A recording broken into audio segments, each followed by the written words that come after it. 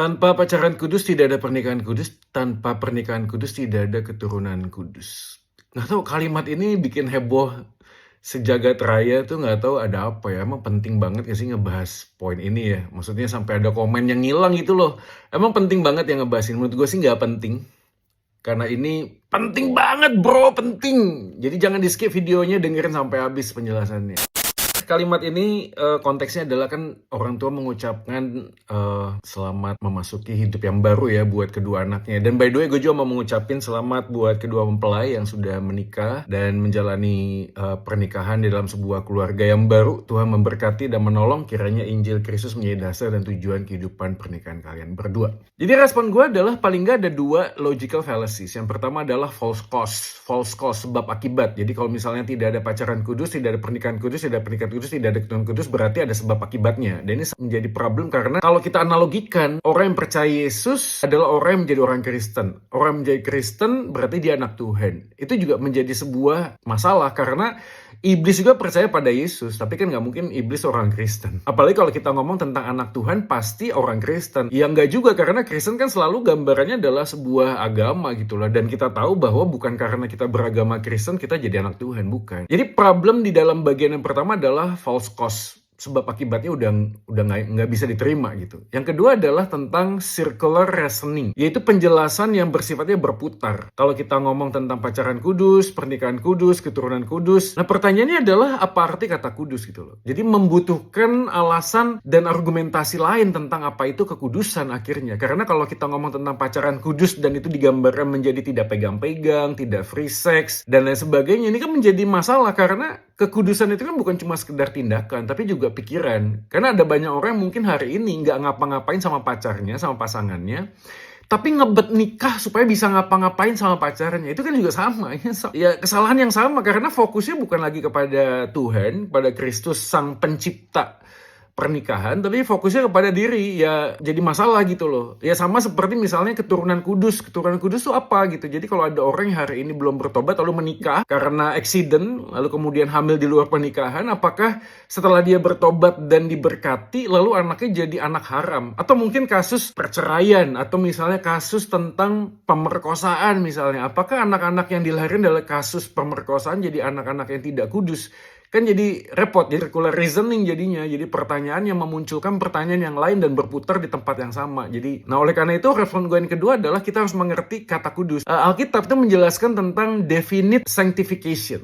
Jadi pengudusan yang sudah pasti secara posisi. Jadi kita menjadi anak Tuhan, kudus itu bukan karena kita itu melakukan sebuah tindakan yang baik. Jadi kalau kita pengen dapat kekudusan, lalu kemudian kita berpacaran yang baik dan kudus, lalu kita mendapat kekudusan, itu salah kaprah gitu loh. Karena we are saved by faith alone, but saving faith never be alone. Kita ini selamatkan oleh karena iman saja, tapi iman yang sejati itu tidak pernah jalan sendirian. Jadi kalau kita ngomong tentang kekudusan, yang pertama adalah secara definite. Udah pasti, bukan karena usaha kita, tapi karena karya Yesus. Maka Injil menjadi anchor, menjadi jangkar untuk memegang segala sesuatunya dalam kehidupan kita. Bukan karena kita bisa, maka kita jadi orang yang kudus. Nggak ada. Alkitab mengatakan tidak seseorang pun yang benar, semua orang manusia berdosa. Yang kedua adalah secara pengalaman progressive sanctification. Jadi kekudusan yang dijalani ketika kita itu sudah mengenal Kristus, lalu di dalam Kristus kita itu diubahkan menjadi pribadi yang lebih baik. Jadi kekudusan itu adalah sebuah peran aktif dari Allah Roh Kudus yang memurnikan, menguduskan hidup kita. Jadi dia adalah pekerjaan yang sifatnya itu monergism, satu bagian, itu status, posisi. Tapi progressive sanctification itu sinergism. Kita bersama dengan Allah Roh Kudus, kita membuka hati kita membiarkan Roh Kudus bekerja dalam diri kita, maka kita terus dikuduskan. Nah poin yang ketiga yang terakhir adalah konklusinya begini. Jadi buat teman-teman yang lagi pacaran, yuk kita hidup kudus. Itu bukan karena kita itu pengen menunjukkan atau kita pengen dilihat oleh Tuhan, kita ini orangnya kudus. Enggak. Tapi kita belajar untuk menghidupi Injil, sehingga di dalam menghidupi Injil itu kekudusan itu sebagai sebuah bentuk buah ketika kita sudah menjadi orang kudus. Nah, itu poin pentingnya.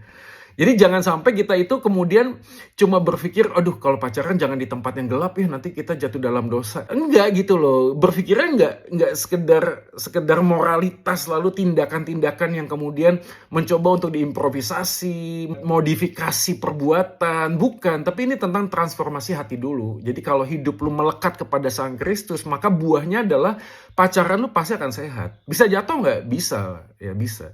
Nah, termasuk juga dengan teman-teman yang hari ini mungkin sudah menikah, tapi waktu menikahnya itu lu berbuat dosa. Waktu lu berbuat dosa dan lu bertobat, gue yakin tidak ada lagi penghakiman. Nah, ini hati-hati. Maka intimidasi iblis itu juga bisa didomplengi atau masuk melalui perkataan-perkataan seperti caption ini gitu loh. Ya, yang kemudian membuat beberapa orang bertanya-tanya, waduh, gue waktu menikah kok nggak kudus ya, waktu pacaran nggak kudus, lalu kemudian anak gua kok begini, jangan-jangan, nah itu intimidasi iblis ya. Jadi kita merasa bahwa Tuhan tuh mengutuk kita karena perbuatan kita di masa lalu. Enggak, waktu lu percaya pada Yesus, kutuk itu diselesaikan.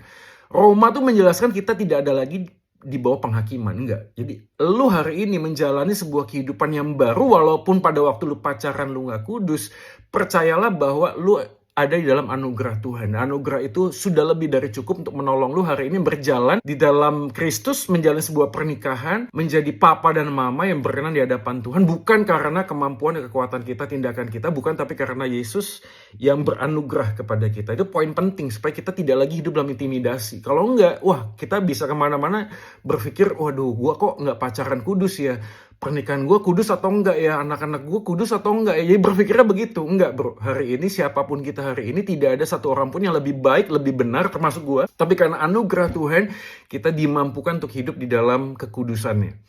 Dan hari ini siapapun, apapun kita latar belakang kita hari ini, tidak ada dosa yang terlalu dalam, terlalu besar, sehingga kasih Tuhan tidak bisa mengampuni kita, ya, membalut kita, membasuh kita. Dan tidak ada orang yang hari ini merasa terlalu suci dan kudus sehingga seakan-akan Tuhan berhutang kepada dia. Soli Deo Gloria, gue Jamanik, gue pamit. Bye-bye. Sarangi.